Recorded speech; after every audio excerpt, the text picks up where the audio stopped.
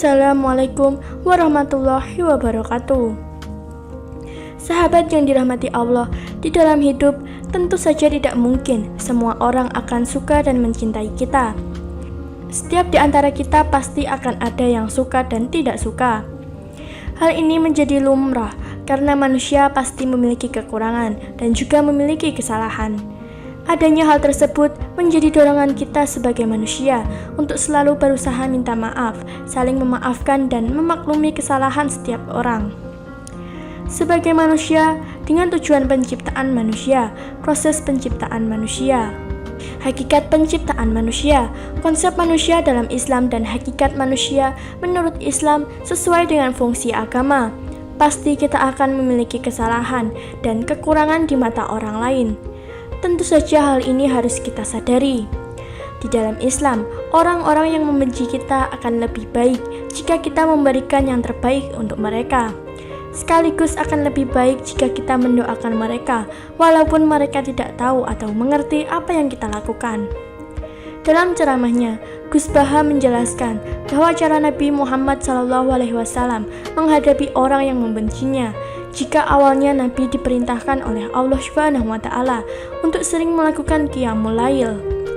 Hal ini dikarenakan setiap siang hari, Nabi selalu dibenci dan dijauhi oleh musuh-musuhnya, yaitu Abu Jahal. Awal Nabi menjadi Nabi itu diperintah untuk sering qiyamul lail, karena setiap kali ada siang hari itu berarti menghadapi musuh-musuhnya, yaitu Abu Jahal. Ucap Gus Baha. Seperti yang kita tahu bahwa Abu Jahal adalah orang yang paling membenci Nabi Muhammad SAW, di mana ia selalu melakukan berbagai macam fitnah untuk menghentikan dakwah yang dilakukan Kanjeng Nabi. Lalu Gus Baha mencoba menyarankan untuk bermunajat di malam hari kepada Allah. Cobalah nanti malam kamu bermunajat kepada Allah. Pada akhirnya, ya Allah, saya akan hidup bersamamu dan yang paling penting adalah ridhomu. Di mana pada siang harinya kita merasa biasa saja, meskipun banyak cibiran dan omongan dari orang-orang. Siang harinya, mendengar dibenci orang dibenci tetangga, ya biasa-biasa saja. Makanya Nabi diperintahkan untuk bersabar setelah qiyamul lail. Karena bersabar atas musuh setelah qiyamul lail itu jauh lebih mudah daripada tidak qiyamul lail, pungkas Gus Baha. Selain dengan qiyamul lail seperti yang disampaikan Gus Baha tadi, ada beberapa doa yang bisa kita baca yang bersumber dari Al-Quran. Di dalam Al-Quran terdapat beberapa doa yang bisa kita baca untuk menjadi penguat spiritual dan kehidupan kita. Berikut adalah doa dalam Al-Quran yang bisa dilakukan terhadap orang-orang yang membenci kita atau berlaku zalim terhadap kita, khususnya mereka yang berasal dari kaum kafir atau tidak menginginkan kemajuan dan perkembangan Islam. Doa-doa ini bisa membuat kita lebih tenang, tentram, dan jauh dari segala bentuk ingin balas dendam. Kita menyerahkan balasannya kepada Allah dan meminta adil pada Allah. Manusia yang ingin membalas dendam belum tentu adil dan belum tentu sesuai dengan apa yang mereka inginkan. Untuk itu berdoa saja kepada Allah agar Allah diberikan petunjuk kepada kita. Insya Allah apa yang Allah balas dan berikan sudah pasti keadilannya. Jika tidak dibalas di dunia, maka tentunya di akhirat akan lebih adil. Ya Tuhan kami, ampunilah dosa-dosa kami dan tindakan-tindakan kami yang berlebih-lebihan dalam urusan kami, dan tetapkanlah pendirian kami, dan tolonglah kami terhadap kaum yang kafir. Ya Tuhan, janganlah Engkau jadikan kami sasaran fitnah bagi kaum yang zalim, dan selamatkanlah kami dengan curahan rahmat-Mu dari tipu daya orang-orang yang kafir. Ya Allah, kami telah menganiaya diri kami sendiri, dan jika Engkau tidak mengampuni kami, serta memberi rahmat kepada kami, niscaya kami termasuk orang-orang yang merugi. Ya Tuhan, berilah keputusan antara kami dan kaum kami dengan hak atau adil. Engkaulah pemberi keputusan yang sebaik-baiknya. Ya Tuhan kami, ampunilah dosa-dosa kami dan dosa-dosa saudara kami yang telah mendahului kami dengan membawa iman, dan janganlah Engkau membiarkan kedengkian dalam hati kami terhadap orang-orang yang beriman. Ya Tuhan kami, sungguh Engkau Maha Penyantun lagi Maha Penyayang.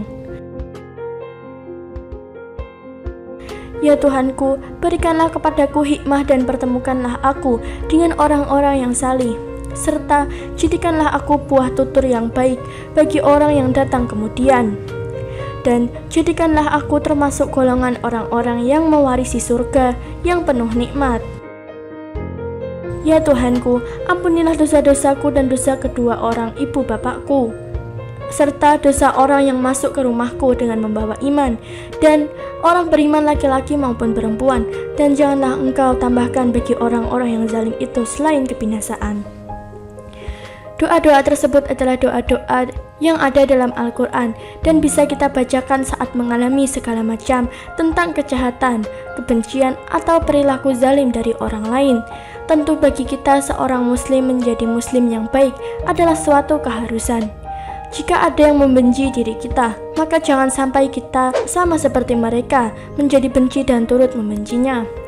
Doakanlah orang yang membenci kita dengan doa yang mampu menyelamatkan di dunia menurut Islam, agar mendapatkan sukses menurut Islam, sukses dunia akhirat menurut Islam, dengan cara sukses menurut Islam, karena kelak doa itu akan kembali pada diri kita sendiri.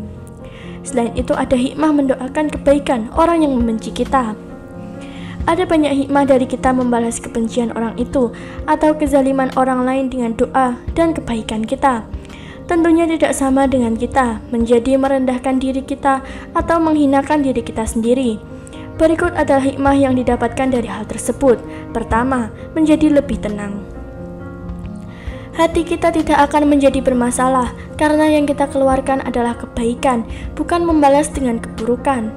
Keburukan orang lain bukan menjadi suatu masalah dan tidak akan menjadi mengotori hati kita jika kita lebih mengikhlaskan diri.